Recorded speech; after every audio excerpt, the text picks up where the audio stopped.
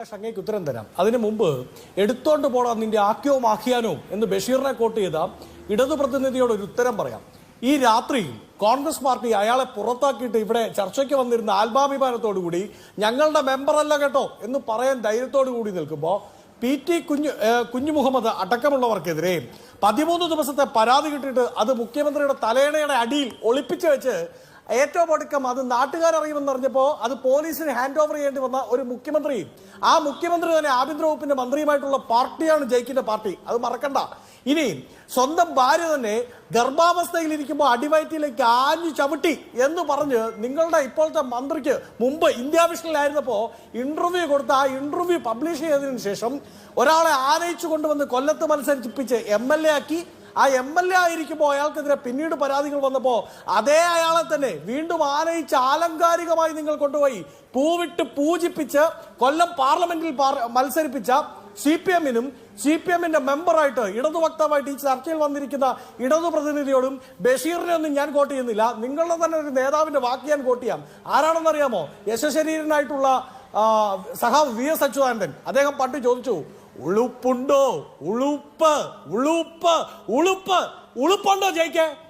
ഞങ്ങളൊരു പാർട്ടി എന്ന നിലയിൽ, ഒരു സംഘടന എന്ന നിലയിൽ ഒരു പരാതി ഉയർന്നു വന്ന സമയത്ത് അയാളെ പുറത്താക്കിയിട്ട് ആർജവത്തോടുകൂടി ഇയാൾ ഞങ്ങളിൽപ്പെട്ടവനല്ല എന്ന് പറഞ്ഞ് മാറ്റി നിർത്തിയിട്ട് അയാളെ ഞങ്ങളുടെ ഇന്ദിരാഭവനിൽ നിന്ന് പടിയടച്ച് പിണ്ടം വെച്ചിട്ട് ചർച്ചയ്ക്ക് വന്ന് ആത്മാഭിമാനത്തോടു കൂടി ഇരിക്കുമ്പോൾ മുകേഷിനെ AKG സെന്ററിൽ പൂവിട്ട് പൂജിച്ച് കുഞ്ഞു മുഹമ്മദിനെ കുഞ്ഞു ബഷീറിനെയും ഒക്കെ 13 ദിവസം അയാളുടെ പരാതി പൂർത്തി വെച്ചിട്ട് വീണ്ടും വന്നിരുന്ന് ഇങ്ങനെ ഞങ്ങളെല്ലാം സ്ത്രീ സംരക്ഷകരാണ് എന്ന് പറയാൻ ഉളുപ്പുണ്ടോ എന്ന് സഖാവ് VS-ന്റെ ആത്മാവ് നിങ്ങളോട് ചോദിക്കുന്നുണ്ട് എന്ന് മനസ്സിലാക്കിയാൽ മതി. പിന്നീട് ആ ഇടതു പ്രതിനിധി മറ്റൊരു കാര്യം പറഞ്ഞു. AICC ഓഫീസിൽ പരാതി ചെന്നില്ലേ? AICC ഓഫീസിൽ ഒരു AICC മെമ്പറിന്റെ മുൻ MP-യുടെ പരാതി ചെന്നില്ലേ? എനിക്കറിയില്ല അങ്ങനെ ഒരു പരാതിയെ പറ്റി. ഇനി അദ്ദേഹത്തിന് AICC ഓഫീസിന്റെ മുമ്പിൽ പണ്ട് റൈസീന കുന്നിന്റെ ഭാഗത്ത് എവിടെയെങ്കിലും ചായക്കടയായിരുന്നു, അവിടെ ആരെങ്കിലും പരാതിയായിട്ട് വരുന്നത് ഇദ്ദേഹം നേരിട്ട് കണ്ടിട്ടുണ്ടോ എന്നൊന്നും എനിക്കറിയില്ല. ഞങ്ങളുടെ പാർട്ടിയെ സംബന്ധിച്ച് ഈ പാർട്ടിയുടെ മുമ്പിൽ റിട്ടേൺ ആയൊരു പരാതി വന്ന സമയത്ത് ഈ പാർട്ടിയുമായി ബന്ധപ്പെട്ട് അങ്ങ് നേരത്തെ സൂചിപ്പിച്ച പ്രധാനപ്പെട്ട 3 പരാതികൾ വന്ന സമയത്ത് അയാളെ ഞങ്ങൾ പുറത്താക്കി. ഈ അഭിലാഷ് മോഹന്റെ ചോദ്യത്തിനുള്ള ഉത്തരം, ശ്രീ അഭിലാഷ്, ഞങ്ങളെ സംബന്ധിച്ച് ഞങ്ങൾ എന്താണ് പറയുന്നത്? ഞങ്ങൾ രാഹുലിനെ തൂണിന്റെയോ തുരുമ്പിന്റെയോ പിന്തുണ കൊടുത്ത് ന്യായീകരിക്കാൻ നിൽക്കുന്നില്ല. ഞങ്ങൾ അയാളെ ഏതെങ്കിലും ഒരു തരത്തിൽ ചേർത്തു പിടിക്കാൻ നിൽക്കുന്നില്ല.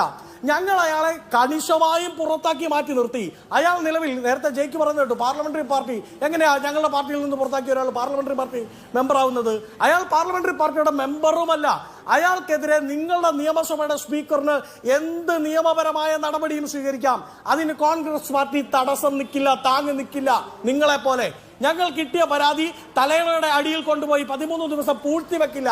ഏറ്റവും ഒടുക്കം അത് നാട്ടുകാർ അറിഞ്ഞു എന്ന് കണ്ടപ്പോൾ പോലീസിന് കൊടുക്കാൻ നിർബന്ധിതരാവില്ല. ആരാന്നറിയാമോ? ഒരു രാഷ്ട്രീയ പാർട്ടി അല്ല ശ്രീ അഭിലാഷ്. എന്റെയും അഭിലാഷിന്റെയും ഷഹനാസിന്റെയും ജയിക്കിന്റെയും ഒക്കെ സംരക്ഷണം ഏറ്റെടുത്തോളാമെന്ന് ഈ ഇന്ത്യൻ കോൺസ്റ്റിറ്റ്യൂഷനിൽ വെച്ച് സത്യം ചെയ്ത ഈ കേരളത്തിന്റെ ആഭ്യന്തരമന്ത്രിയാണ് അവർ പൂഴ്ത്തിയത്, അല്ലാതെ ഏതെങ്കിലും പാർട്ടിയുടെ നേതാവല്ല. പാർട്ടിയുടെ നിലപാടിനെ പറ്റിയല്ല. അപ്പൊ ഞങ്ങളുടെ നിലപാടിനെ പറയും.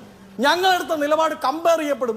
അത് കമ്പയർ ചെയ്തത് കൊണ്ടാണല്ലോ കഴിഞ്ഞ തദ്ദേശ സ്വയംഭരണ സ്ഥാനത്തിലേക്ക് നടന്ന തെരഞ്ഞെടുപ്പിന്റെ സമയത്ത് ഇവർ ഈ വിഷയം എത്രത്തോളം ഉയർത്തി നിർത്താമോ അത്രത്തോളം ഉയർത്തി നിർത്തിയിട്ടും എത്രത്തോളം ലൈം ലൈറ്റ് ചെയ്യപ്പെടാമോ അത്രത്തോളം ലൈം ലൈറ്റ് ചെയ്യപ്പെട്ടിട്ടും ജനം വിധി എഴുതി. അദ്ദേഹം വലിയ വാക്കി പറഞ്ഞു, ജനത്തിന്റെ ഇഷ്ടം, ജനത്തിന്റെ ഇരിക്കുന്നതൊക്കെ. ആ ജനം വിധി എഴുതി ജയിക്കെ ഏത് കോൺഗ്രസ് പാർട്ടി എടുത്ത നിലപാടാണ് ശരിയെന്നും നിങ്ങൾ കൊല്ലം തൊട്ട് കാസർഗോഡ് തൊട്ട് കണ്ണൂർ തൊട്ട് കന്യാകുമാരി വരെ നിങ്ങൾ സംരക്ഷിച്ചു പിടിച്ച ഒരു ഡസൻ സെക്ഷൽ പെർവേർട്സിന്റെ കൂടെ നിങ്ങൾ നിൽക്കുമ്പോ അങ്ങനെയല്ല, ഒരുത്തിനെതിരെ പരാതി ഉയർന്നു വന്നപ്പോ മാറി നിൽക്കുക അങ്ങോട്ട് കടക്ക് പുറത്ത് എന്ന് അവനോട് പറഞ്ഞ കോൺഗ്രസിന്റെ നിലപാടാണ് ശരിയെന്ന് ജനവിധി എഴുതി. എന്നിട്ട് മനസ്സിലായില്ലെങ്കിൽ കാത്തിരിക്കൂ, നിയമസഭാ തെരഞ്ഞെടുപ്പിൽ ജനം. ശരി, ഓക്കെ, എനിക്കൊരു ഇടവേള വേണം. ഇടവേളയ്ക്ക് ശേഷമാണ്.